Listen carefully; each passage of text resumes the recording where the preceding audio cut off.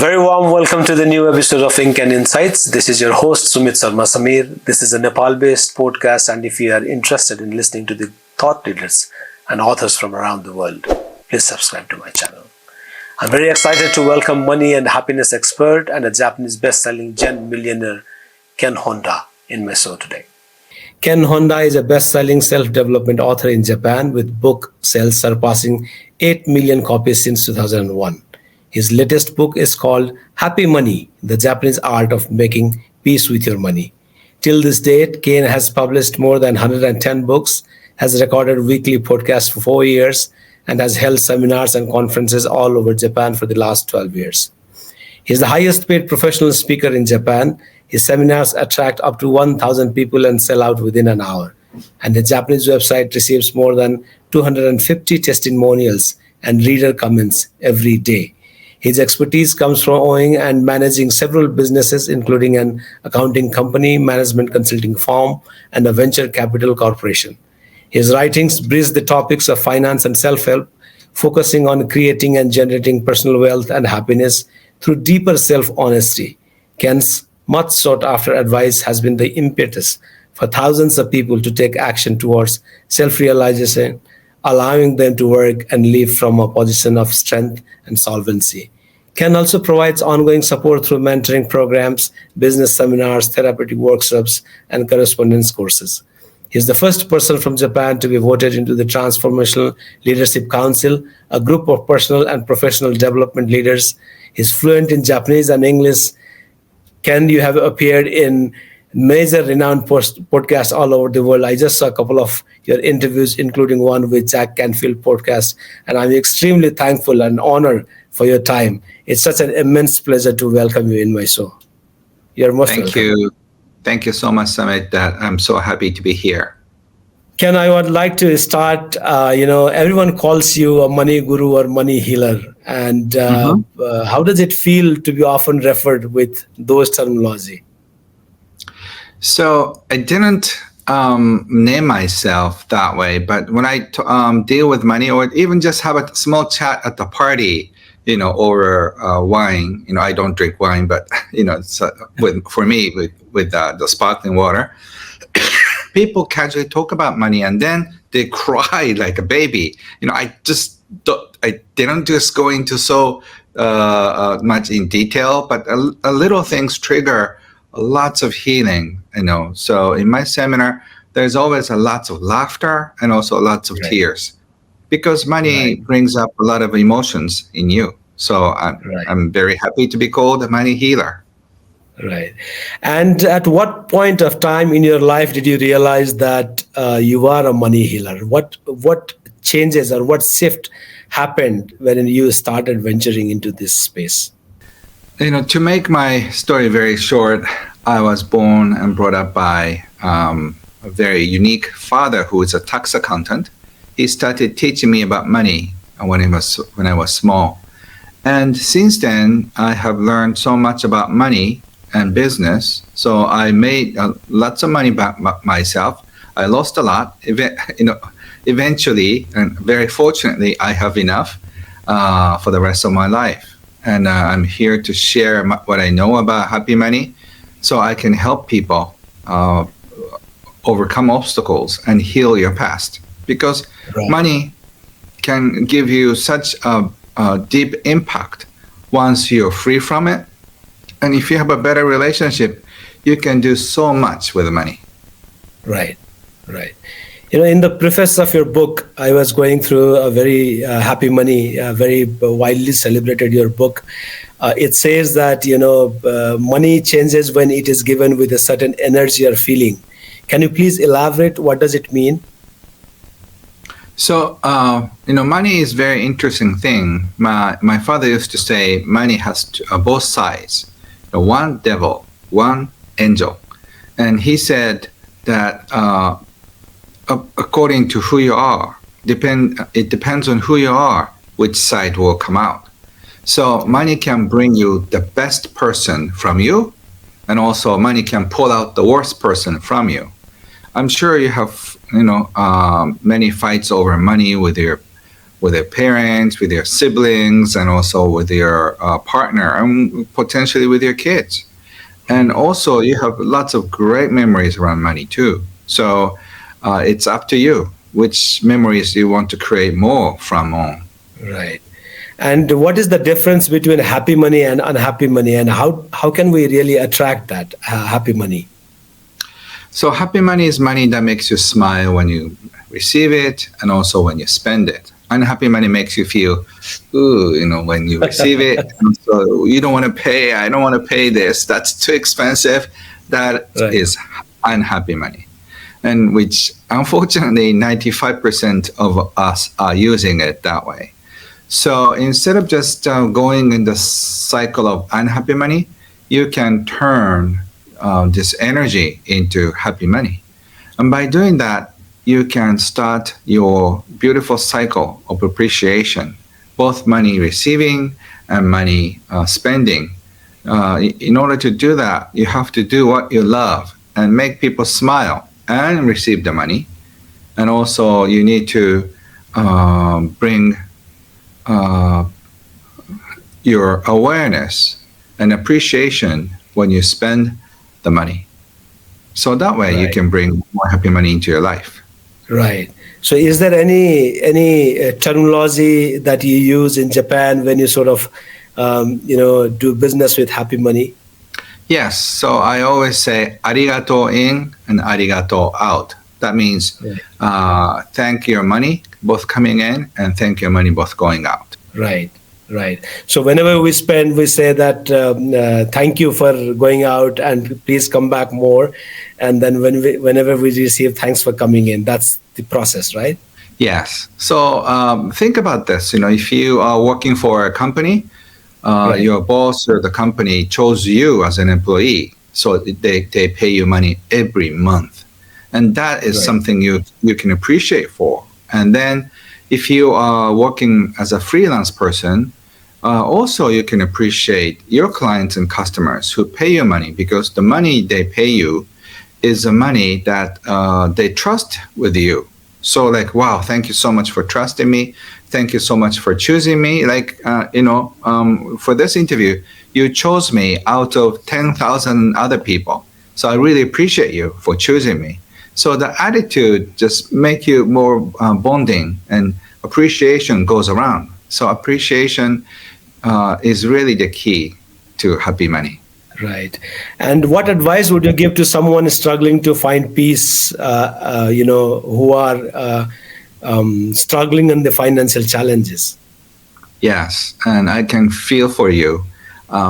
The reason why you're having financial problem is only two problems. One, you're not making too much. You're making very little money, and the second, you're spending too much. That means your income is low and your expense is high. So you have to bring your income higher. You have to make more money.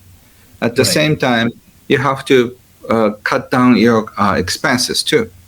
But financially challenged people, they are getting paid at a low-paying job, and also they spend money, more money than they can afford. So that means that they have to make more money by doing what they're better at. The reason why you're getting paid for little money is that you're doing that anybody can do. If you're doing something that you're the only one who can do it, you get paid more. And at the same time, you have to bring down your expenses little low, so that way you can enjoy more of money. And then every month you will start receiving or having a little more extra cash left. And then Right. if you're in debt, you can start paying back. And if you had a hard time making both ends meet, and then Right. You have more money left every month, and you can start investing in the future. Right. Right. Ken, I always wonder, sometimes, in societies like ours, middle class or lower middle class always survive with a lot of loans from the banks, and paying their EMIs and, their life struggles around that, really pushing hard. What does these loans from banks or other financial institutions, does this really help, or is it good not to have all this sort of burden in our life? Of course, you can. The ideal situation is that you don't borrow money from institutions. Like I have few real estates, and then I bought them in cash, so I didn't ask a government or a bank for any loan, so I can sleep well at night. But if you don't make enough money, you have to borrow money from the banks. And if you want to be wealthy, you have to leverage yourself. So that way, you're going to, get rich faster. But if you go that way, you have more stress. And also, of course, you have to worry about it. If your income goes lower, you just have some sleepless nights. But that's a part of the deal. So which way do you want to go is your choice. And what are some of the common misconceptions that people have about money and happiness? People think money can buy happiness. It's partially true. Money can get rid of your stress if you have enough. But if you have a certain amount, that doesn't bring you money anymore. For example, if you have a car, it doesn't really matter if it's super luxurious or just a smaller car, as long as it drives. And also, you can eat food for like 2 or 3 times, but not 10 times. So, and you can eat luxurious food every day, but you get bored. So the funny thing is that you cannot, and then you can buy clothes, but you can wear one at one time, right? You cannot have 2. Absolutely. Yeah. So jewelry too. You cannot have like 5 jewelry at the same time. So there's a certain limit for enjoying wealth. So real happiness comes from just good relationship. If you have nice friends, that's very good. And also, if you don't have any friends, and even though you're a wealthy person, it's not much. It's you cannot have so much fun. So you understand that money can buy certain happiness, or rather, money can get rid of your money-related stress. But that's it. The rest you have to do on your own. Money cannot do it for you. You have to do what you love most every day. Right. And otherwise, even if you have enough money in the bank account, but if your everyday life is miserable, and then money cannot bring in happiness. So you have to know what makes you happy. Sometimes you can use money. Like for me, I'm in Africa. Without money, I cannot fly. And I love, with your help, I love to go to Nepal and meet Nepal people. And I need to have money to pay for the airplanes and stuff. So if you want to achieve your dreams, you need some money, but not so much. Right. And how can mindfulness practices enhance financial decision making? That's a very good question, Samit, that we are influenced by money emotionally too. So I teach both money IQ and money EQ. Money IQ is emotional. Money IQ is financial intelligence. Money EQ is emotional intelligence. Lots of people, they make money and then they lose everything because of their money EQ is low. And happy, successful people have high money IQ, high money EQ. Because they have both, they can enjoy happy life. So being mindful about money is very important. Strong money EQ can build a nice, solid base. And then you can build your financial castle.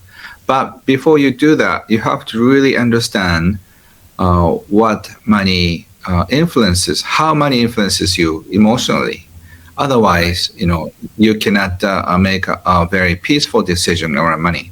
And we do a lot of weird things, funny things around money emotionally. So you have to be careful. Right. So can you please elaborate on that money IQ and money EQ more? Mm-hmm. Yes. So money EQ teaches you that you have to make more money, you have to spend well, You have to protect it. You have to increase the money. And by doing that, your financial IQ goes up. Money EQ teaches you how to receive and how to appreciate and how to trust the flow of money and how to share money.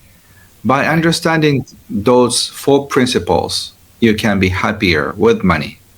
So you need to have money IQ and money EQ, as I said. You need to increase all 8 areas of money. So it's a totally different ideas, and you need both. You need to make more money. You need to know more about money, how money works.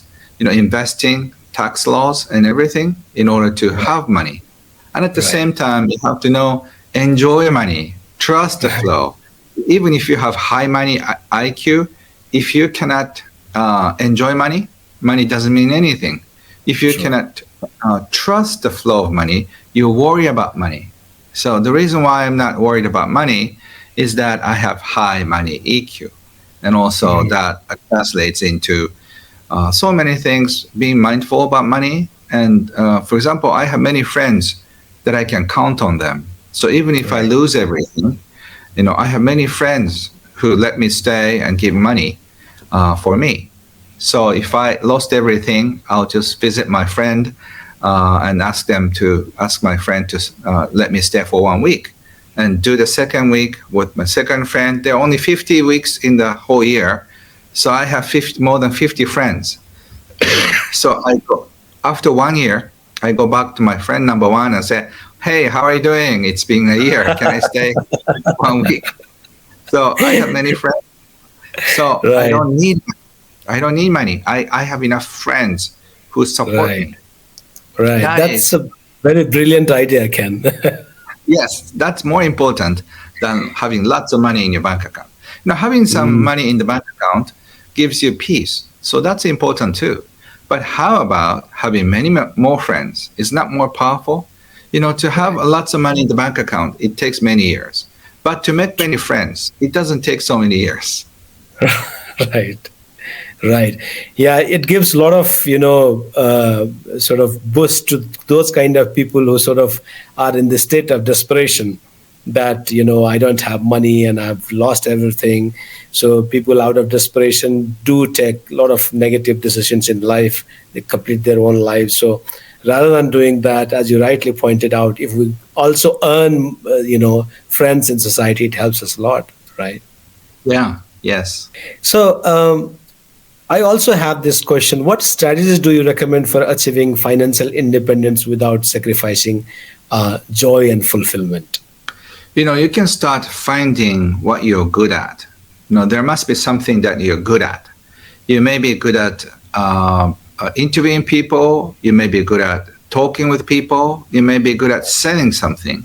You may be good at cooking. You may be good at coaching. You must be good at something in your life. And if you know that you're good at something, you should do more. That brings you joy.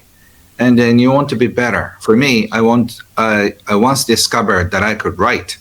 Wow, I didn't know I could write. So I started writing a few essays, and that essays got a few pages, and then 10 pages and 20 pages. It became a booklet. I started giving away to my friends, and then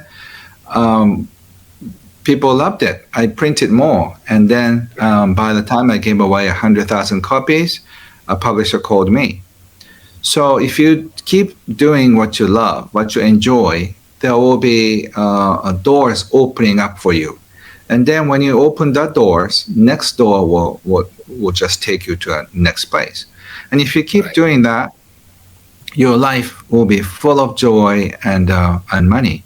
Because if you are giving more, you receive more.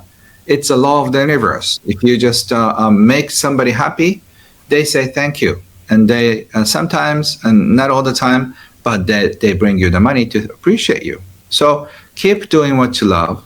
Your income increases.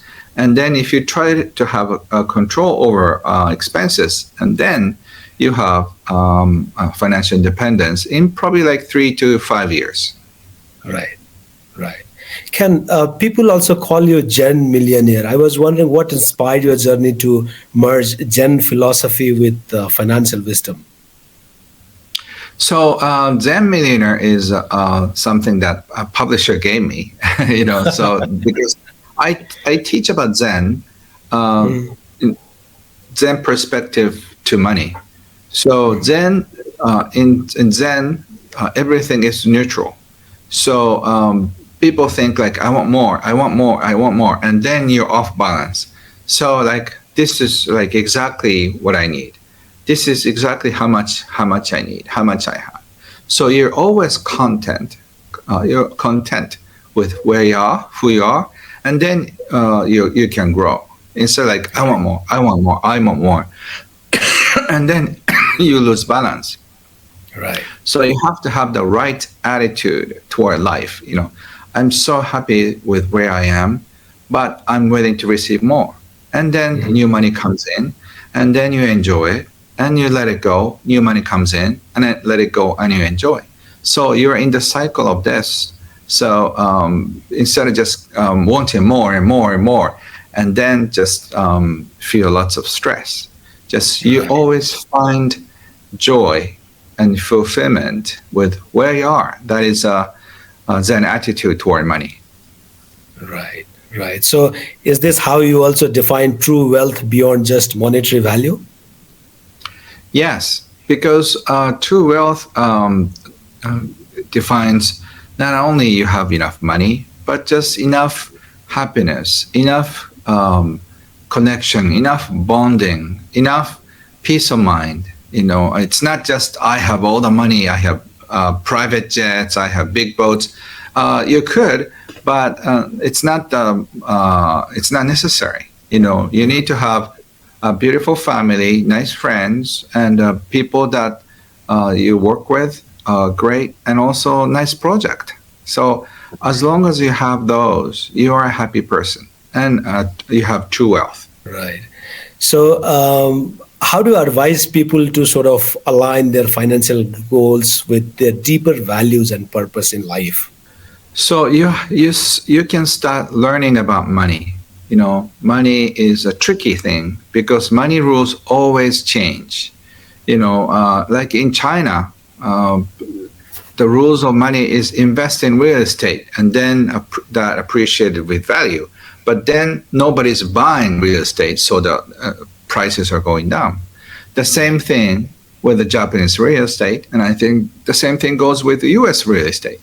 So rules of money keep changing. So you have to understand that rules change like every few months, and the big rules change every 10 years. And the real big change is happening right now as we speak. So you have to start understanding what's going on in the world. And at the same time, you understand how money impacts you emotionally. By understanding about the emotions around money, you can uplift yourself in a way that you shine more, you do more, you give more, and then you receive more. And then you give more, receive more. You start the cycle of happy money, and then you can grow. Right. Can you just mention that, there's one shift that's taking place as we speak in and around the money? Can you please, elaborate? What do you mean by that? So if you start doing what you love, people appreciate you, and they bring you more customers, more clients, and that Right. translates into happy money. And the Okay. money you receive is full of appreciation because they Right. appreciate you, and then they then they give you the money. So Right. when you spend money, you can also appreciate them. So that means happy money grows in your life. Right.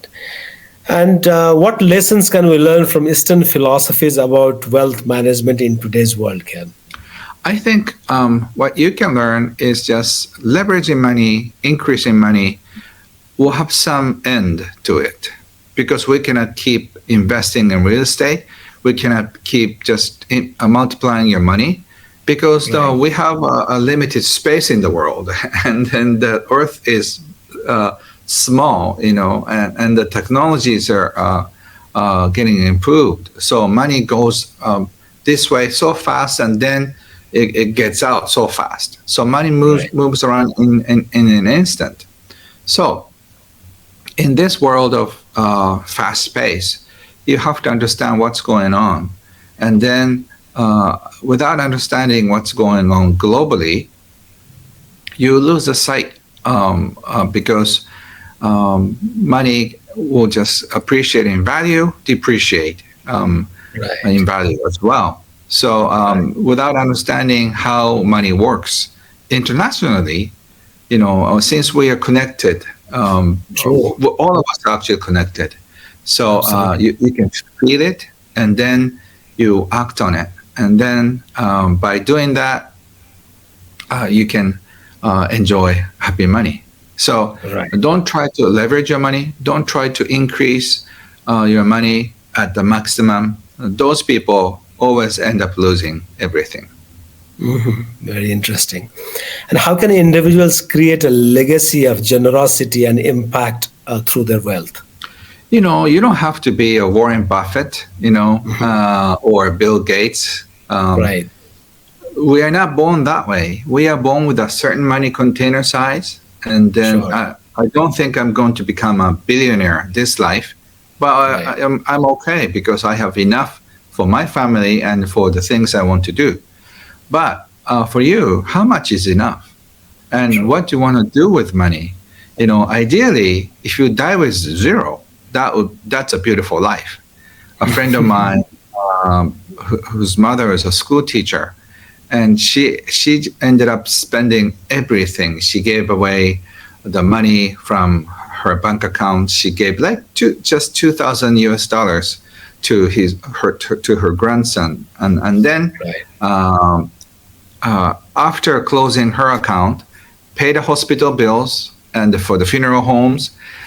They in her account she ended up having something like $7. And I think it's so beautiful. You can die with zero that way. It's so beautiful if you can die with zero. And also, she left lots of memories with her grandchildren, and also with her children. And then she's not the most famous person in Japan, but I think she was a very happy person. So, what legacy do you want to leave? You can donate your favorite book to the library, or some people just donate benches in a park. There's a system in Tokyo. You pay something like $1,000 to in a park, and with your name on it. So that is a legacy too. So what do you want to do with your money and with your energy? And if you're not dead, you can create legacies now. Right, absolutely. That's such a profound words. Ken, with that, I'd like to ask one more question. Perhaps you have been going around the world. What kind of legacy would you like to leave behind? So sometimes I get paid, sometimes I'm not. I'm okay. I'm financially independent. So I give speeches for free. I get paid very well sometimes. But as long as people want to listen to me, I will be there, at least for the next 3 years. So this is my commitment. This is my joy to share with whoever wants to know about happy money, because people are suffering because they don't they simply don't have the knowledge. If they have the knowledge about money IQ, money EQ, they can be free from money. So my mission is to free people financially and also emotionally. And as we speak, people are just killing themselves. People are just suffering so much, and people are fighting over money because they don't know anything about money IQ and money EQ. And if they know they're hurting the people that they really care about, it's sad. You can do things, you can handle things in a different ways. Right. What a wonderful mission it is, Ken. I wish you good luck for your mission. What a wonderful human being you are. And thank you so much for your time. It was great, lovely talking with you, Ken. Thank you so much. And thank you for inviting me. I'm just sending my deepest respect and love for Nepal people. and also the people around the world. And thank you for inviting me. Thank you. Bye bye.